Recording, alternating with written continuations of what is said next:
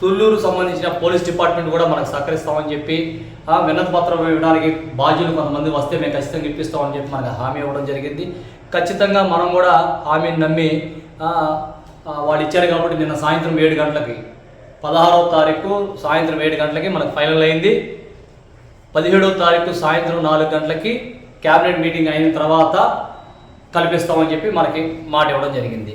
సరే నమ్మాం, మనం డెఫినెట్గా మనకి సహకరిస్తారని చెప్పి మనం కూడా నమ్మాం.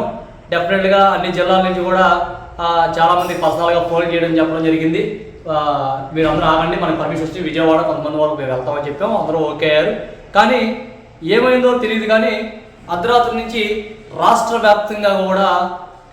వ్యాప్తంగా కడప, కర్నూలు, చిత్తూరు, అటు రాయలసీమ జిల్లాలు, నంద్యాల, ఇవన్నీ కూడా తిరుపతి, ఇటు పక్క ఉత్తరాంధ్ర జిల్లాలు, ఇవన్నీ జిల్లాలు అర్ధరాత్రి పూట్ల హౌస్ అరెస్టులు, అర్ధరాత్రి పూట్ల పోలీస్ స్టేషన్ లాక్కెళ్ళిపోవడాలు, అర్ధరాత్రి టైంతో కూడా పని లేకుండా 12 గంటలకి, 1 గంటకి, 2ంటికి, 3ంటికి, 4ంటికి తలుపులు కొట్టేయడాలు, తలుపులు కొట్టేసి ఫోటోలు దిగడాలు. ఏమి సంస్కృతి మాకు అర్థం కావట్లా.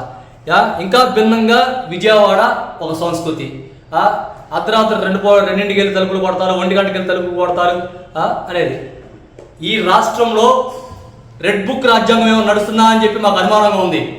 రెడ్ బుక్ రాజ్యాంగంలో ఏమైనా వాలంటీర్లు కానీ వాలంటీర్ సమస్య మీద ఎవరైనా ఫైట్ చేస్తే వాళ్ళని అరెస్టులు చేయమని చెప్పి ఏమైనా నారా లోకేష్ గారు రెడ్ బుక్లో రాశారా, అదేమైనా అమలు చేస్తున్నారా అని చెప్పి మాకు అనుమానంగా ఉంది. ఈ వీడియో రూపంలో మేము అడుగుతున్నాం ప్రభుత్వాన్ని కూడా, పోలీస్ డిపార్ట్మెంట్ కూడా అడుగుతున్నాం. రాజ్యాంగ ప్రకారం మీరు వెళ్తున్నారా, రెడ్ బుక్ ప్రకారం మీరు వెళ్తున్నారా అని అడుగుతున్నాం. రెడ్ బుక్ కాపీ ఏమైనా మీకు వచ్చిందా? వాలంటీర్లు ఆపమని ఎక్కడైనా మేము ఏమైనా ముట్టడిస్తామని చెప్పామా? ఎవరో కంటెంట్ పెట్టుకుంటే మాకే సంబంధం అండి. విన్నతి పత్రం ఇవ్వడానికి వస్తా అన్నాం, ఇప్పిస్తానికి ఓకే చేశారు. అర్ధరాత్రి పూట్ల ఏం సంస్కృతులు? సీఎం గారు ఇది పద్ధతి కాదు. గతంలో సీఎంలు డేరాలు కట్టుకొని తిరిగారని చెప్పారు. మరి ఇప్పుడు సీఎంల పరిస్థితి ఏంటండి? విన్నతి పత్రం తీసుకోలేని పరిస్థితిలో చంద్రబాబు నాయుడు గారు ఉన్నారంటే ఇదే కదా నిదర్శనం కాదంటారా? విన్నతి పత్రం ఇవ్వడానికి పర్మిషన్ ఇస్తారు, ఉన్నట్టుండి అరెస్ట్ చేస్తారు. ఇక్కడ ఉన్న వాళ్ళకి అక్కడ ఉన్న వాళ్ళకి కమ్యూనికేషన్ ఉండదంట. ఏమి నడుస్తుంది మీకు? ఇక్కడున్న డిపార్ట్మెంట్ పోలీస్ డిపార్ట్మెంట్కి అక్కడ ఉన్న పోలీస్ డిపార్ట్మెంట్కి సంబంధాలు తెలియవంట, ఒకరికొకరికి సంబంధాలు లేవంట. ఇది డీజీపీ గారి పాలన. రిటైర్డ్ అవుతున్న డీజీపీ గారి పాలన ఎలా ఉందంటే ఇలా ఉంది. ఈ నెలాఖరికి రిటైర్డ్ అవుతున్న డీజీపీ గారి పాలన పరిస్థితి ఇది. రాష్ట్రంలో ఇలాంటి పరిస్థితులు నెలకొన్నాయనేది పోలీస్ డిపార్ట్మెంట్ పట్ల అసహనం వ్యక్తం చేస్తున్నాం. అత్యుత్సాహం సరైన పద్ధతి కాదు.